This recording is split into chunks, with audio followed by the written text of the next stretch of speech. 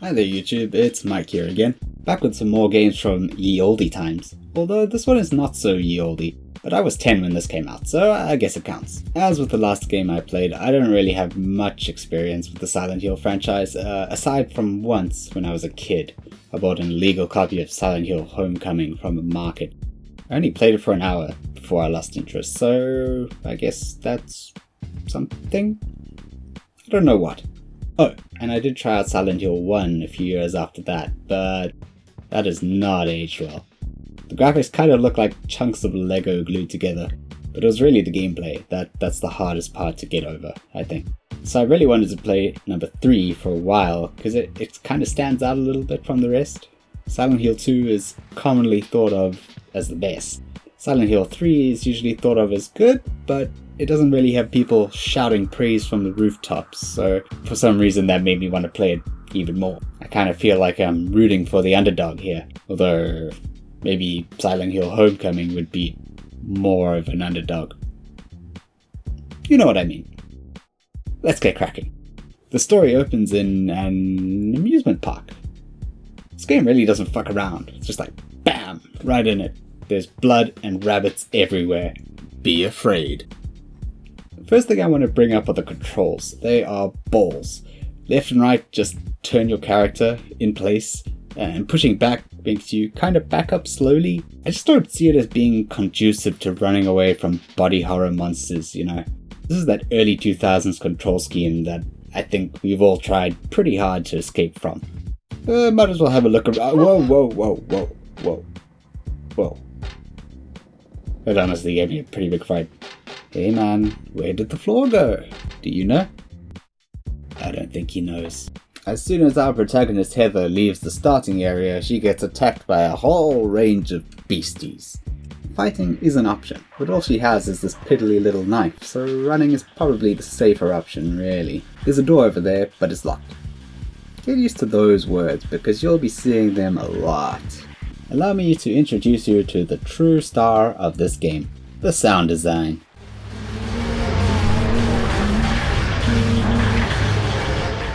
Top notch. Okay, this looks like a safe space. Maybe the monsters are scared of heights. Although this door is also locked, so I guess that doesn't leave too many options. Run! Oh, he died. But not really. It was all a dream. The real Heather is sleeping on a table at a burger shop in a mall. She shakes herself awake and leaves to go call her dad on a payphone. Do people still use these? I don't think I've seen one since I left school. As she's finishing the call, this mysterious creeper walks into view and asks to speak with her. He says he's a detective named Douglas Cartland, but she is not interested. She's even less interested when he tells her it's regarding her birth. She begins to walk away, but Doug doesn't give up that easily. To escape from him, Heather says she needs to use the bathroom. Doug lets her go, which shows he's not a bad guy, just a little on the intense side. Hiding in the bathroom, Heather sees this weird symbol painted on the mirror. It has the mysterious power to save the game for us. Heather doesn't want to go back into the hallway and talk to Doug, understandably, so she opts for jumping out the window. The window leads out into an alley behind the mall. Boxes are blocking the one side, and an ambulance, is blocking the other. The only real way forward is to duck into the back corridors of the mall and try and find another way to the exit. Heather's the kind of person who just steps on a nail and keeps walking until it doesn't hurt anymore. So, inside the mall again. There are tons of doors around, so let's just try them until we find one that works. No. Yes!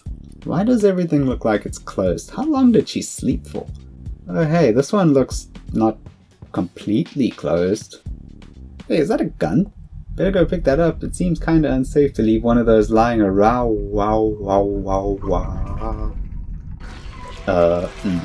Excuse me, sir, but your face seems to be a vagina. Sir? Madam?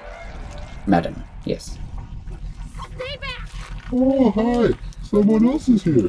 I just came into this room and found this guy. Get the hell away from me! Something wrong? Ow! What are you doing? Ow! Oh, fuck! Ow! Ow! Ow! Ow! That was super rude. So So the monster dies and Heather is completely unfazed by what just went down. She has nerves of steel, I'll give her that. I can tell from here that he's dead. Heather, that guy is more than dead, okay? He is pulp. Now that that's done, we can head on upstairs to the back of the shop.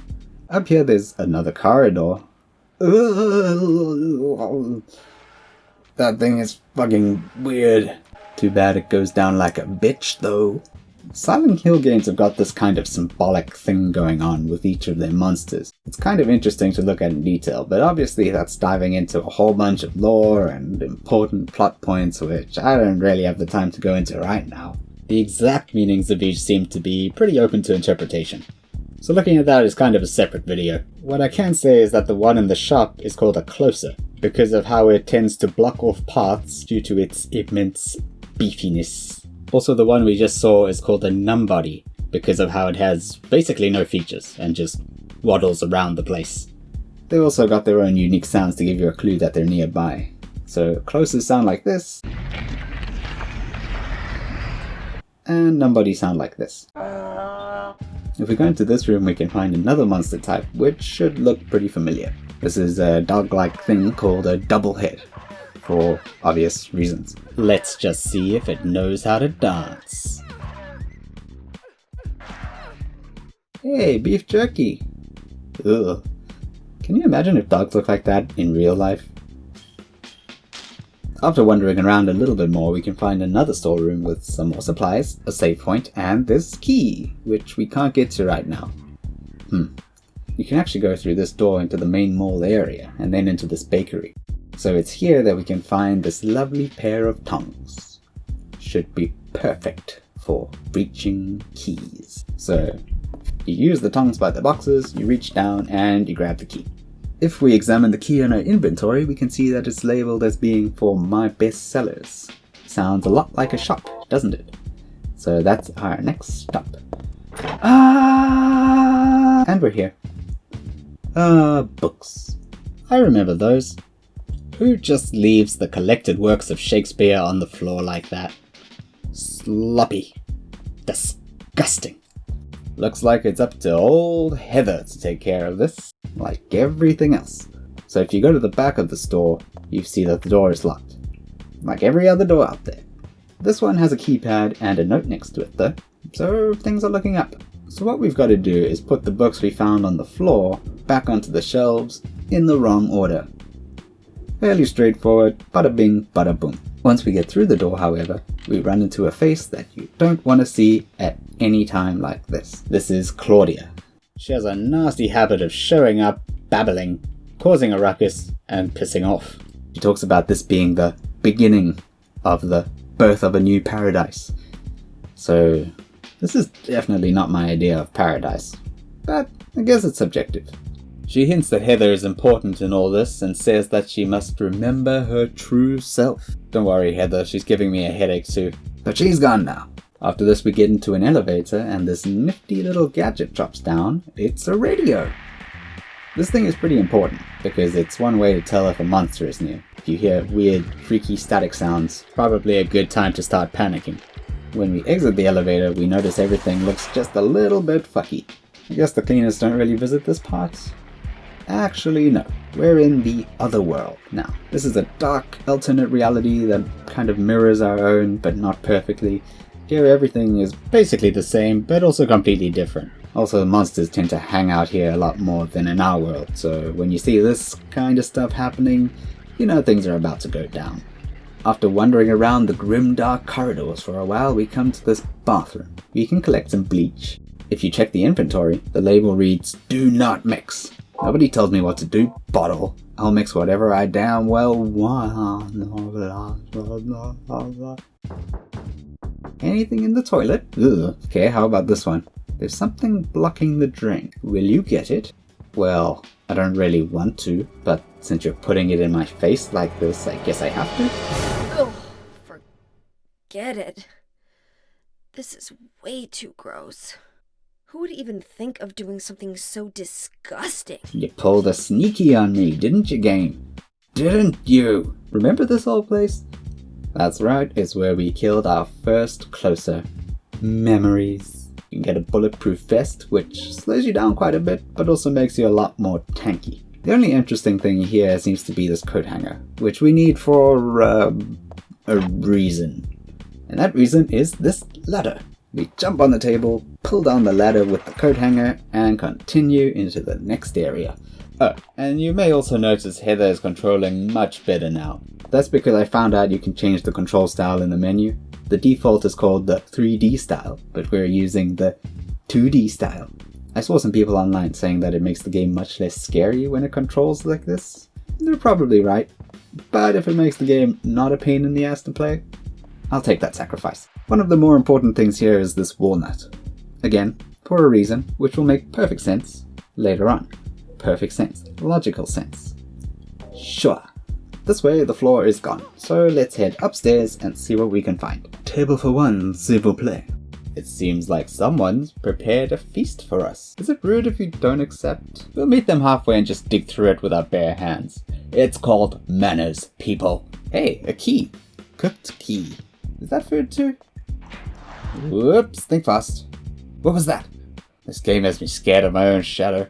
The cooked key is actually for this door, which takes us into a kitchen/diner. I don't even know why we want to go in here. A lot of this game gives the impression of just blindly walking forward and hoping for the best, which is pretty much what Heather is doing, to be fair. Most of the time it just raises more questions than answers. Like that dog from earlier. Why was it there? Who put it there? Why even cook the dog? I have many questions. Probably all about that sweet, sweet symbolism. Hey, a steel pipe. I can think of a practical use for this. Bam! While we're here, we may as well steal their detergent. They aren't using it, and who knows what we're gonna have to clean along the way. After a bit of wondering, we come to this giant fan. Do you want to switch the fan off? Yes, I think. I don't really know. Bugs! Many, many bugs! Well, I should be able to just walk right through them, right? Sturdy little bastards. Luckily we brought dangerous chemicals. We can mix the bleach from earlier, and this detergent, and create poison. I see what this fan is for now. It's a very convenient way to not kill yourself after poisoning a whole bunch of bugs. Well placed. Man, every corridor here looks the same. Whoa, excuse me. Terribly sorry. I seem to have the wrong room. Really shouldn't leave these lying around. It's not a good day when you forget a corpse at a mall. Mall. I'm not American, so it feels very weird to say mall. They call it a mall in this game, so now they got me doing it. They really shouldn't leave these lying around. It's not a good day when you forget a corpse at a shopping center.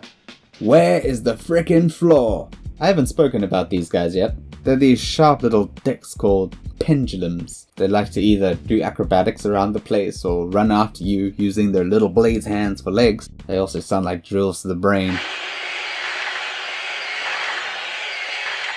Okay, so everything has been leading up to this room. The only things here are a save point and this vice. It's time to smash some nuts. Inside the nut there is a moonstone. Cool. I'll be sure to align my chakras with this. Okay, so what now?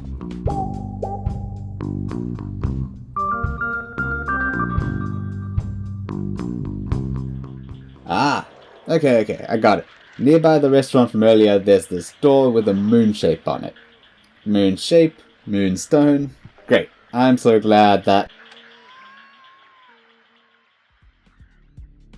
Great. I'm so glad that was easy.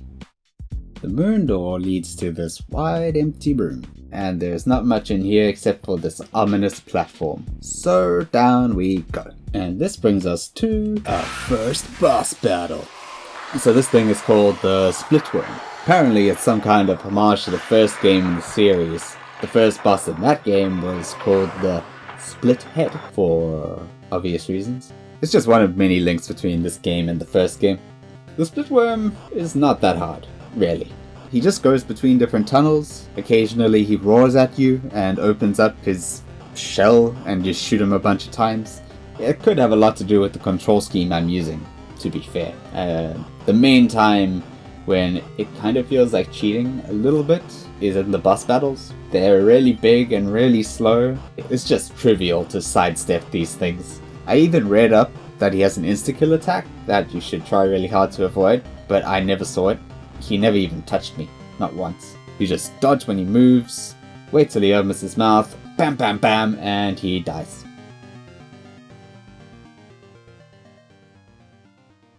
After the fight, everything goes dark, and when Heather wakes up again, everything is back to normal, and we're ready to get the fuck on out of here. On our way out, we run into Detective Doug again. Long time no see. Heather immediately accuses Doug of being a baddie. He reveals that Claudia hired him to find Heather, but other than that, he has no involvement in this cult business whatsoever. I believe him. I like how he brings up the monster we just fought off solo. You got some nerve, dude, standing aside the whole time, then being like, crazy, wow. Heather does a little more vague pondering about her past and then tells Doug to fuck off and says she's going home via the subway. And that brings us to the close of this bizarre tale. I hope you enjoyed yourself, children, but that's enough for now. I will catch you at the next one.